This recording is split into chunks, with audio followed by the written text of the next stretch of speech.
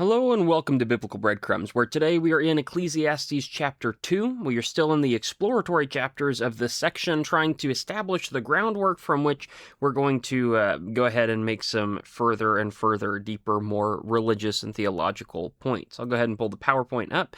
There we go. That's what we're focusing on today. Cultivating Disappointment, all from Ecclesiastes chapter 2. Now, sometimes this is called the Grand Experiment, or it's something along those lines. This is the chapter where the writer, Koheleth, some believe he's Solomon, so sure, we can go with that.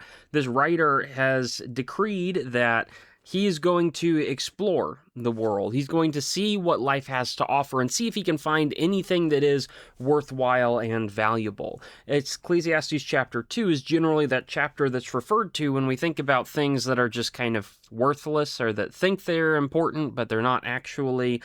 And here's the example of it. Let's go ahead and read this. Let's go ahead and just read this chapter first, and then we'll dive into the text and the thoughts themselves. Ecclesiastes 2, starting in verse 1. I said to myself, "Come now, I will test you with pleasure, so enjoy yourself." And behold, it too was futility. I said of laughter, "It is senseless," and of pleasure, "What does this accomplish?" I explored with my mind how to refresh my body with wine while my mind was guiding me wisely, and how to seize foolishness until I could see what good there is for the sons of mankind to do under heaven for the few years of their lives. I enlarged my works. I built houses for myself. I planted vineyards for myself. I made gardens and parks for myself, and I planted in them all kinds of fruit trees.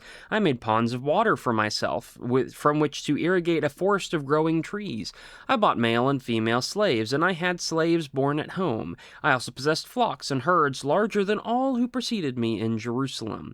I also amassed for myself silver and gold and the treasures of kings and provinces. I provided for myself male and female singers and the pleasures of the sons of mankind, many concubines. Then I became great and increased more than all who preceded me in Jerusalem.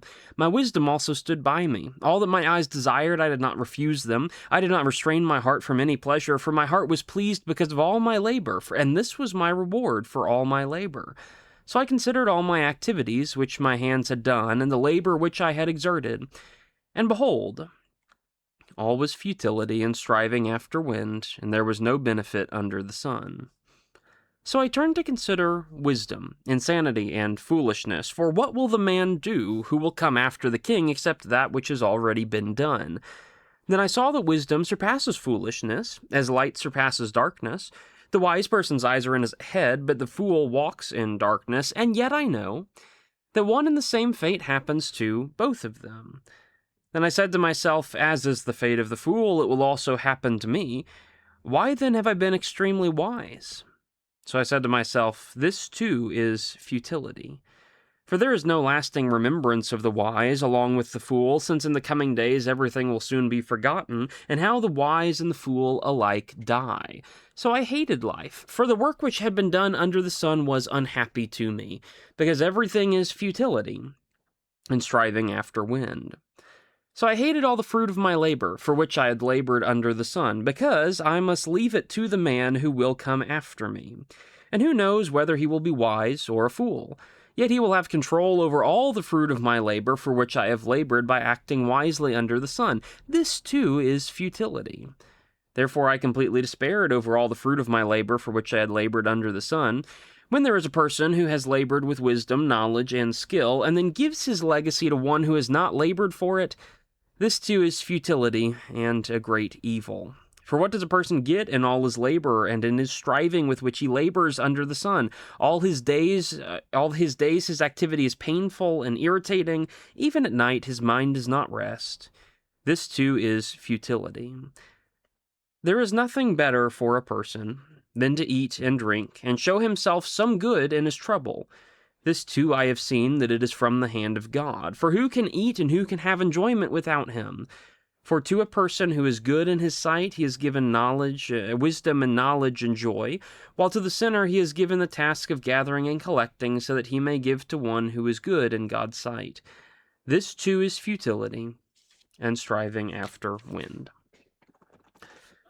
I once had a friend express the thought that the guidelines of the Bible could be summed down into the statement, everything in moderation.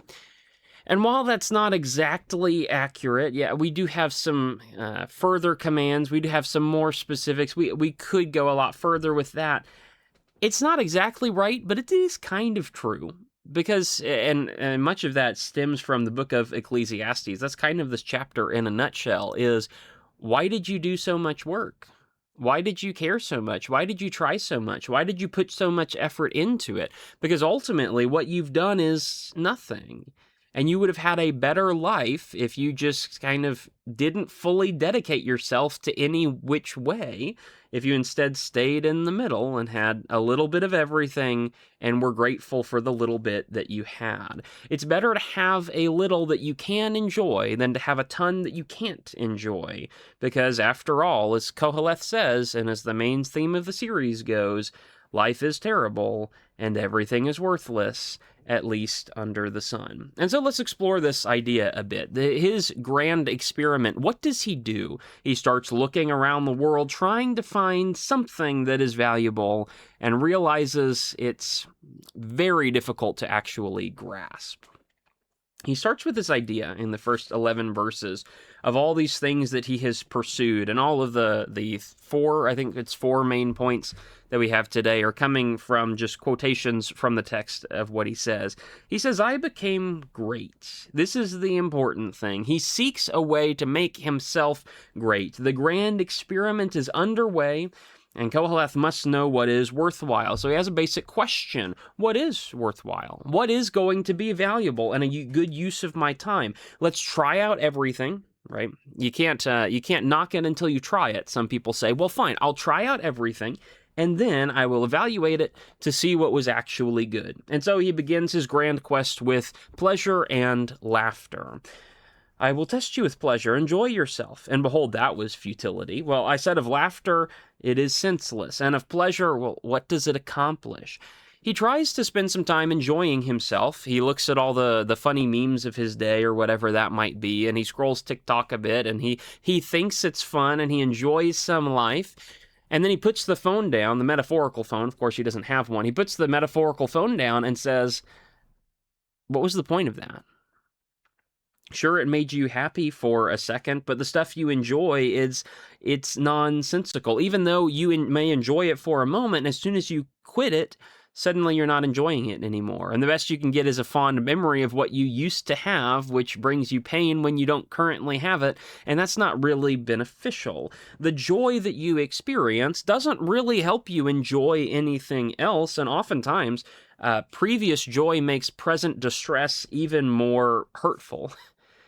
So why would we do it? What's the point of building all these fond and happy memories? Everybody says, there's something to come back to. Yeah, but when your life is bad, they don't make you appreciate your life anymore. They make you long for the days that your life used to be, and now your life isn't that, and you're angry at it, and you're frustrated, and there's just a problem. There's a grinding of the gears and a fundamental friction that just throws you all off. Pleasure and laughter really aren't worth that much. There is value, sure, in enjoying some individual moments, but remember, that's not going to last. Nothing that temperamental can be your foundation.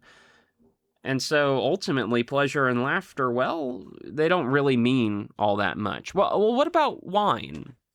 Wine is cool. A lot of people drink wine. You have problems in your life. We drink wine to forget, apparently. I've never drunk wine, but that's what everybody says, right? You drink it and then you forget. And it makes you happy for a moment because you forget the pain of your life. Even the argument, an argument that the Ecclesiastes writer will make in chapter, it's 10 or 11. It's later in the book. I forget exactly where. He says, give wine to poor people so that they drink and forget their sorrows. That's the pragmatic advice. That's the practical thing to do. If you are having a tough life, get drunk and forget a little bit. However, this is not the kind of drunken excess that leads to hangovers and pain and regret the next morning. This is stimulating his wine or refreshing his body while his mind is guiding him wisely. This is enough stimulation to get like a heightened sense of reality and to get a little bit of a detachment from life, and you don't have to care so much, but not so much that you are going to regret it later on. And even so, the edge, it takes the edge off of reality, but even so, the edge of reality is still there, and the problems are still there, even if you can't appreciate it while you are inebriated. And so you drink your wine, you forget for a bit. Sure, that feels nice in the moment, just like laughing at something is nice in the moment. And then, 10 hours later, when you wake up to reality, you realize the laughter didn't change anything, and the wine didn't change anything. So is there really a point in pursuing those things? Well, maybe it's not just part of your mind. Maybe if I fundamentally change the things around me, maybe then everything will get better. So I built stuff. I built houses for myself, more houses. I needed a bigger house, and so I just built that, and a vineyard, and some gardens, and some parks, and I got some fruit. Fruit is good, right? I got ponds, and irrigation systems, and forests, and all these things. He makes his surroundings very nice. We all kind of look towards that, right? We want the bigger house, or we want the nicer yard, or we want the tastier fruit, or we want the whatever it is. We want the better environment to live in. We look for that. We look for the nicer neighborhood. We look for just a better, more comfortable living situation. And then he comes to a problem, because it turns out building projects, it looks really nice when the building is being built and when it's constructed and when it's finished, and you have the extra 1,000 foot of square feet. But then at the end, you realize you've built a bigger house for it to just be more empty, right? You made your house bigger, but you didn't fill it with anything worthwhile. And so now you just have more emptiness that surrounds you. You made the garden nicer, but it doesn't mean anything. And so you have more space to do nothing in. And that really doesn't help anything. Just because you've built the bigger house doesn't mean you solve the fundamental problem of life, of emptiness. And your building project didn't do what you wanted it to. So that's a problem. Well, maybe we just need to fill that stuff. Maybe we just need to fill the space. And so, I have a bigger house. I bought male and female slaves. And I had slaves that were born at home. And I got flocks and herds for the yards. And I got silver and gold for the empty rooms. And I got male and female singers for the banquet halls. And I got many concubines to stay in my many houses so that I never have to be alone again. I can just rotate a bunch of women and be happy that way. And I became great, is his statement in verse 9. I increased more than all who preceded me in Jerusalem. My wisdom also stood by me. It's not like this is just devoid of mentality. He is very thoughtful in his approach. He's very thorough. He's making sure that nothing is escaping him. But is even that worthwhile? Is that really what rewards you? All that my eyes desired, I didn't refuse them. I didn't restrain my heart from any pleasure. My heart was pleased because of my labor, and that was the reward. And then I looked back on all of these activities and realized, what was the point? The reward he got on the earth was everything a man could want, is kind of how we would say that in verse 10. All my eyes desired, and I didn't restrain my heart. My heart is pleased. Everything is good. Everything that I could possibly want, I got it for myself. And then I realized it doesn't really matter, because it doesn't fundamentally solve the emptiness that is life that we talked about in chapter 1. I like having books. I have a bookshelf at the back here. This is a third of my book collection, maybe, and I have another couple bookshelves at home which have all sorts of other stuff. But as much as I like books and I like displaying them on the shelf, there are only so many that I can read before I get bored. I like watching. I have a shelf. I have a couple shelves of films and TV shows, and I like watching those things. But there's only so much TV you can watch before it just starts to ring hollow. There's only so many games you can play before they're worthless. There's only so much you can do before you start to realize, maybe excess is not the way. It doesn't solve anything. At the end of the day, when I spend a whole day just watching TV and doing nothing else, you feel kind of gross at the end of it because you haven't actually accomplished anything, and there's nothing to feel good about. You had your vacation, and then what was it for? What is worthwhile? What is it that can fill the emptiness of your life? Because the more you engage with all these things around you, the more you will realize that making an empty life more comfortable doesn't make it less empty. There are a lot of people who have nothing in this life. There's no real benefit for them, and yet they keep distracting themselves with the newest movie or the fanciest wine or the whatever it is that makes them feel happy for a moment, and they keep buying things to try and fill a void, and they keep pursuing things to try to fix the emptiness inside of them. But what you realize, and hopefully you realize this before you're old and bitter, when you have an empty life, it's still going to be empty. There is a God-shaped hole inside of every person, I've sometimes heard it said, and nothing else is going to fill that. You throw all sorts of stuff in there, but nothing else quite fills that except for God. God has placed eternity in their hearts, or he has placed futility in their hearts. That's from Ecclesiastes 3. We'll talk about that in a couple weeks. Ecclesiastes 3 and verse 11, God has carved out a niche for himself in you. You can accept it and go towards him, or you can ignore it and suffer the consequences. You can have the most comfortable, empty life you want to, but it is going to be empty. You will be devoid of purpose, and at the end of the day, you will hate all of the things that you have done under the sun. So he starts questioning things again. What exactly was the point? I have become great. I have accomplished all of these things, but what has that really done for me? Why have I been pursuing this? What have I gained through all of this effort? And I turn to consider wisdom in verse 12. What will the man do who's come after the king except what has already been done? In other words, look, I've accomplished everything. I've done everything there is to do. What else is there? So let me turn back to wisdom. He already looked at wisdom in chapter 1 and basically declared wisdom to be foolish and futile and worthless. Now he's coming back in chapter 2, trying desperately to find something that is worthwhile, and so he goes back to wisdom. Surely wisdom can't be as worthless as I said it was. And he comes back around. Wisdom is good, right? It can't be that, fundamentally destitute. What have I missed about it? And when he examines wisdom, he comes to a realization that wisdom is good. Sort of. Well, we'll talk about the limitations of this in a minute, but the basic statement is, actually, no, wisdom is good. When I turn to consider wisdom and insanity and foolishness in verse 13, then I saw that wisdom surpasses foolishness as light surpasses darkness. The wise person has eyes in his head. He can see where he's going. He doesn't hurt himself. The fool walks in darkness. The fool is blind, is crippled in that way, and incapable in that way. It is better to be able to see than to be blind. I think that everybody would agree with that, right? It is better to be not crippled. It's better to be normal in that function than to have that kind of disability. And so, in the same way, wisdom is better than foolishness. It's better to be wise than it is to be foolish. The fool walks in darkness, the wise person doesn't. Great. There is value in wisdom.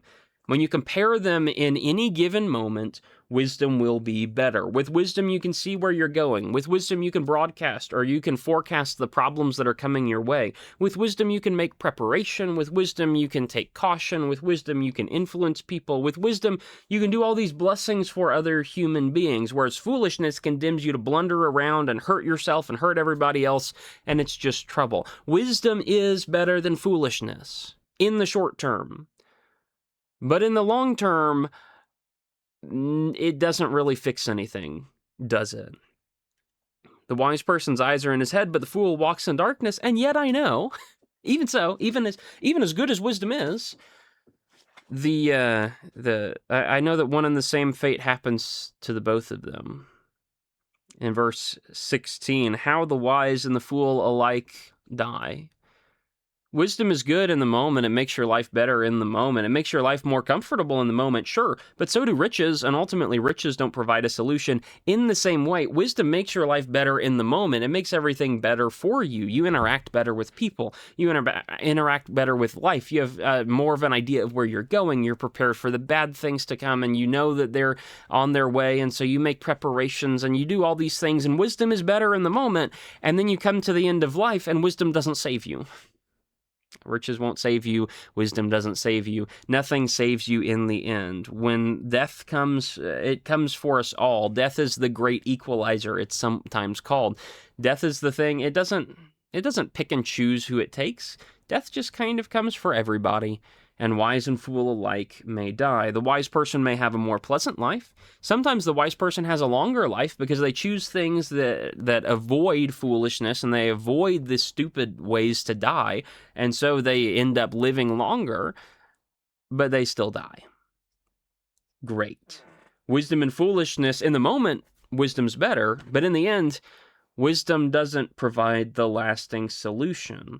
When are you going to be so wise you avoid death? Well, it's not going to happen. Why have I been extremely wise? He says in verse 15. In verse 16, there isn't a lasting remembrance of the wise.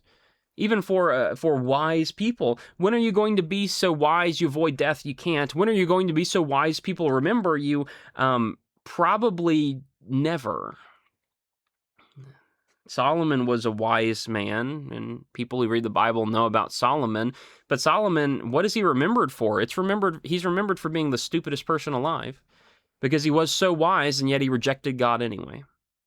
What an idiot, right? Or maybe you think about someone wise someone secular like Albert Einstein. Albert Einstein is very wise. What is he known for? Well, he had a role in the nuclear bomb. I looked it up. It's not really, it wasn't a significant role at all. He didn't do the research. He wasn't one of the hands-on technicians building the thing.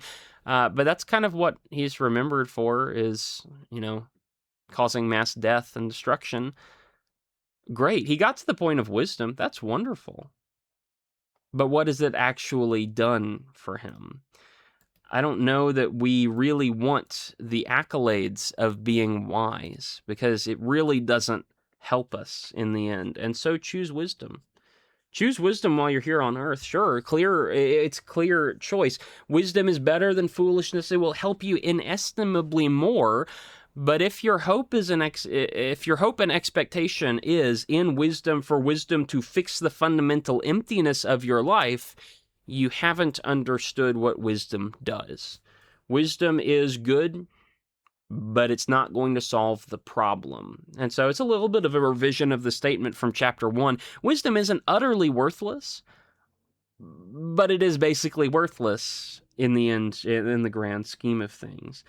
Nothing under the sun is going to save you from the cycle under the sun. Nothing on the earth will save you from the earth.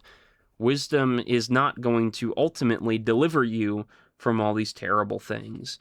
And so, the writer gets even more depressed or disappointed, not even really angry. Again, he's at the point where he can't even really get angry, but he's just empty at the end of it. This too is futility. I hated all the fruit of my labor, which I labored. This too is futility in the end of verse 19. I completely despaired in verse 20. I've done all this work, and what do I get? In verse 22, what does a person get in all his labor and in all his striving? All his days, his activity is painful and irritating, and even at night his mind doesn't rest, and this too is futility. Wisdom doesn't really help you. Okay, great. That's a wonderful thing to think about. Wisdom does help you in one thing, and that is reflecting on your own actions. And so Koheleth does so, and he realizes how worthless everything is. He realizes he's poured a lot of time into nothing, ultimately. He's poured a lot of time into himself, and you can see a very strong emphasis on that. Over and over again, he talks about himself. I said to myself, come now, I will test you with pleasure, so enjoy yourself. In verse 3, I explored with my mind how to refresh my body with wine, while my mind was guiding me wisely in how to seize foolishness until I could see what good there was.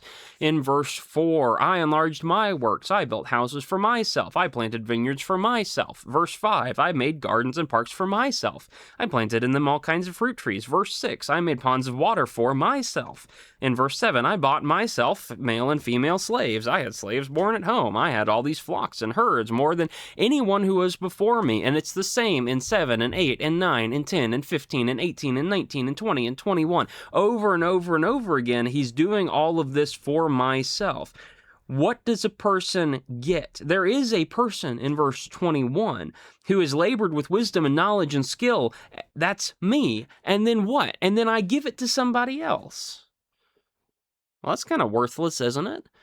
It turns out everything that you have on the earth, everything that you pile up for yourself, out of all these resources you compile and all the houses that you build and all the gardens that you cultivate and all the everything, you do it for yourself, or at least he's done it for himself.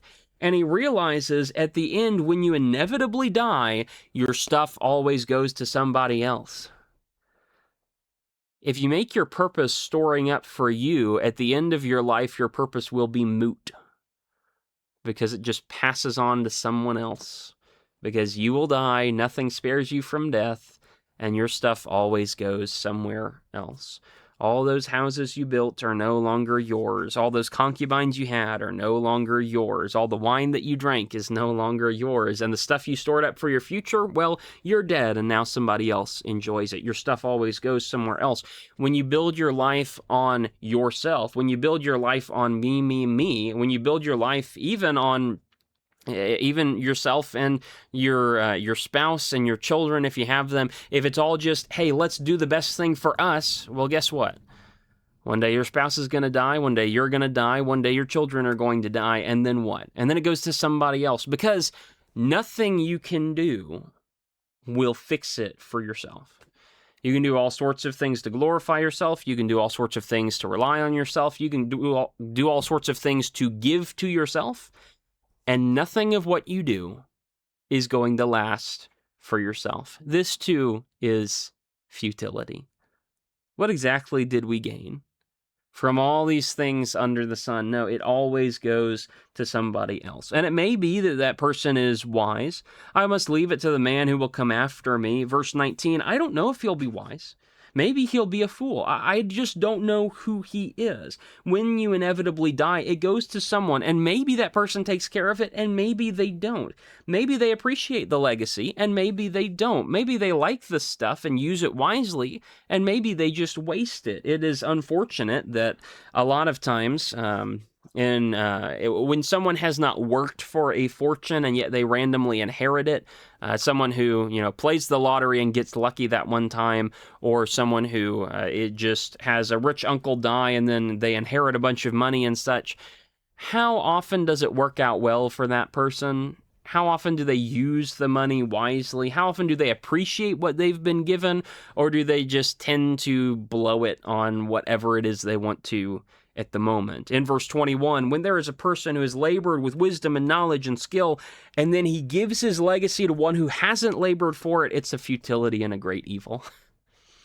How often does it last? Even after all that work, it doesn't do anything for you. And who knows if it's going to do anything for those who come after you.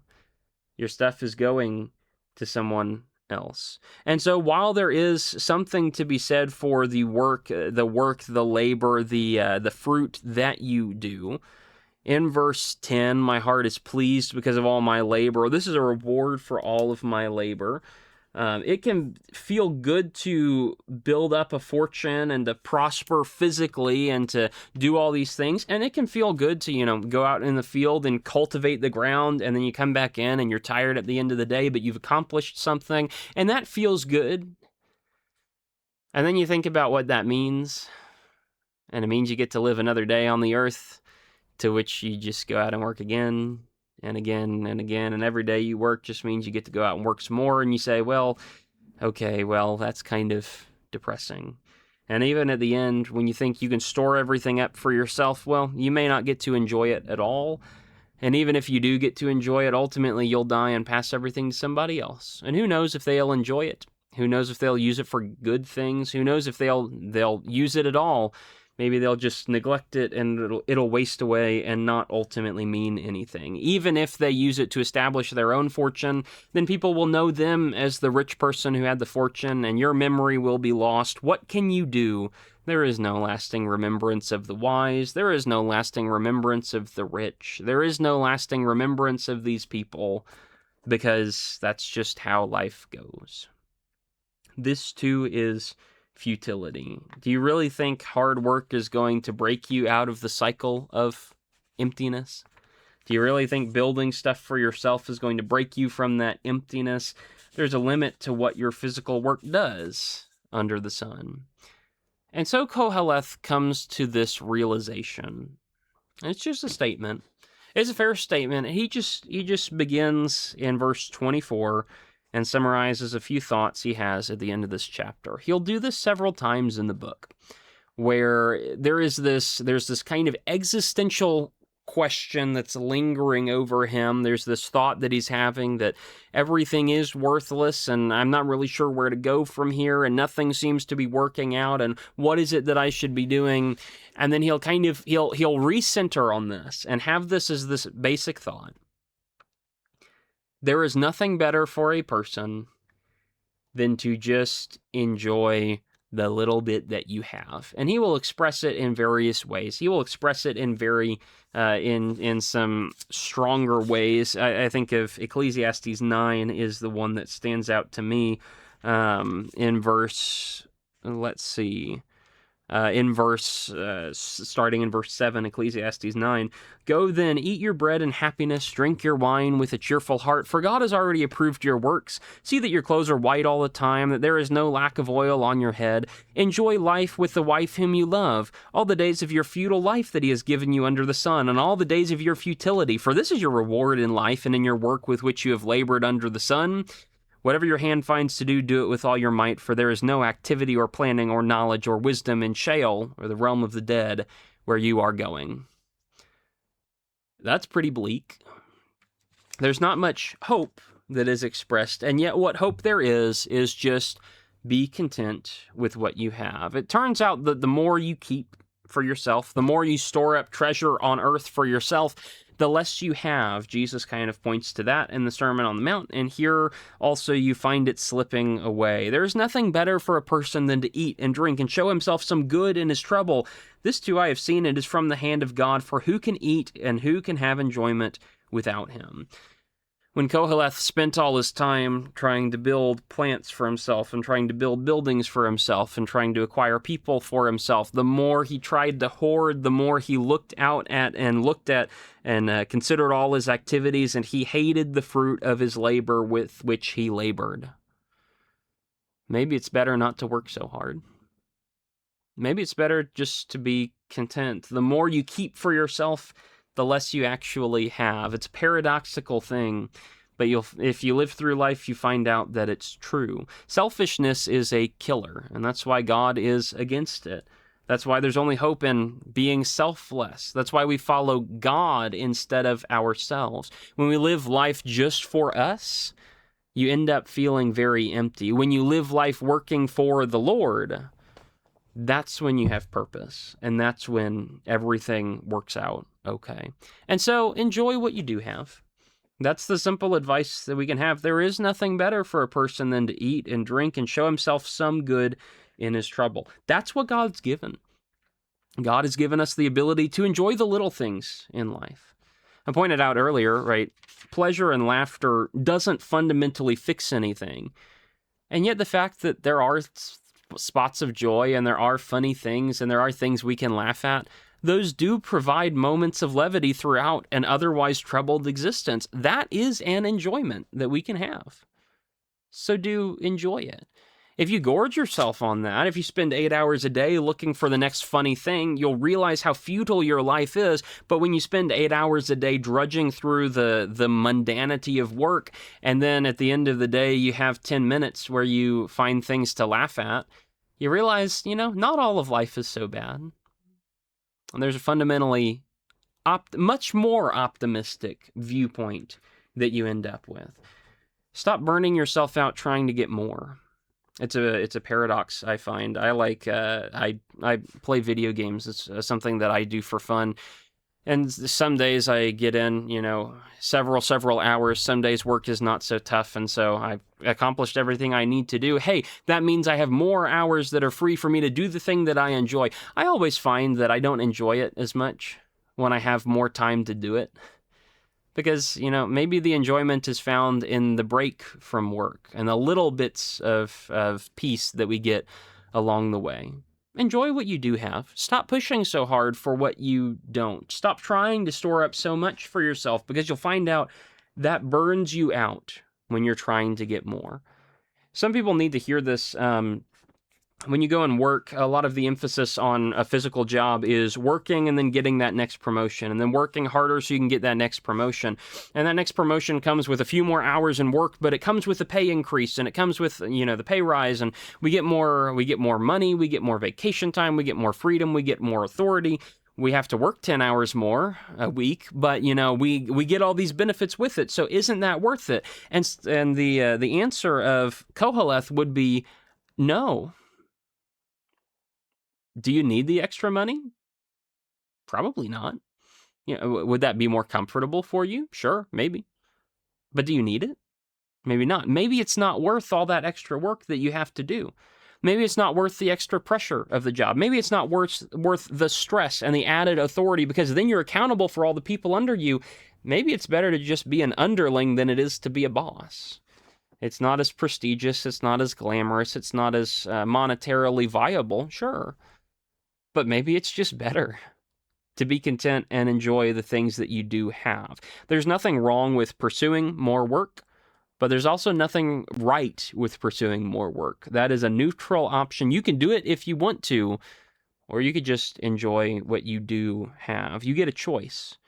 So make the choice that helps you have enjoyment with God. It's from the hand of God. Who can eat and have enjoyment without Him? Make a choice that helps you remember God. And that's the ultimate admonition of this section, is remember what's above the sun. And that comes down to verse 26. To a person who is good in God's sight, God gives wisdom and knowledge and joy, while to the sinner He has given the task of gathering and collecting, so that he may give it to one who is good in God's sight. This too is futility and striving after the wind.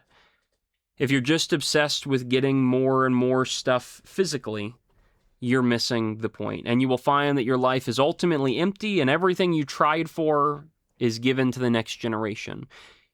If you make your life focusing on God and His things, you will find your life ultimately very full. And when you die and pass on above the sun, there's a reward for you personally. It doesn't get inherited by the other generations. If you want to save your life, you must lose it, Jesus says. If you want to lose, those who lose their lives will be the ones who save them. If you want to store up treasures for yourself and benefit yourself, you won't. But if you're willing to give everything to God, you'll have so much you won't even know what all to do with it above the sun. And that's the difference. Too often we are busy as Christians proclaiming God, but then when we make choices based on all these physical attributes instead. We really need to take a step back and clarify our purpose. What's the most important thing to you? Because if it ends up being your job and your money and your stuff and your house and all these physical things, if that's what's really important to you, you're storing up treasures for yourself on earth, and that's going to disappoint you. You really need to reevaluate and refocus. When you direct your life and when you make decisions, make them in the light of God. God, who is above the sun, blesses those who are on the earth. We can eat and we can have enjoyment with Him. He has given us wisdom and knowledge and joy if we are good in God's sight. That's the best that you're going to do. Ecclesiastes 2 is kind of depressing from the physical perspective, and just noting all the futility, all these things that look so good on the surface, but ultimately are just distractions to us. But the real point of Ecclesiastes 2 is summed up in those final verses. Hey, do what God wants you to. That's going to end the best for you. Don't waste your life like I did. Don't waste your life in all these physical things. To all those who are reading this book, you need to turn around while you still have time and pay attention to God. That's why we follow God. That's why I teach about God. That's why we're doing this stuff. That's why we're thinking about Ecclesiastes. It's a question of focus. And what you ultimately want is, what you ultimately invest in is what you'll ultimately get.